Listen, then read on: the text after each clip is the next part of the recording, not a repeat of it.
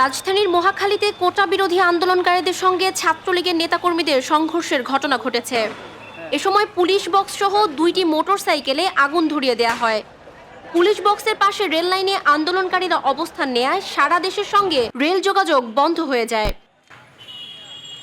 মঙ্গলবার বিকাল 4টা থেকে আন্দোলনকারীদের সঙ্গে পুলিশের সংঘর্ষ শুরু হয়।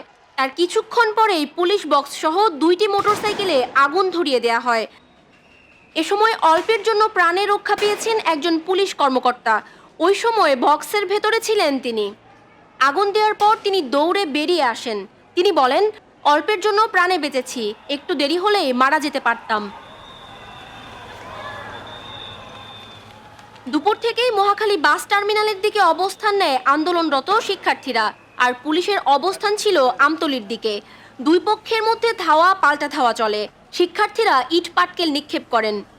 অপরদিকে পুলিশ টিয়ার গ্যাস এবং রাবার বুলেট ছুড়ে।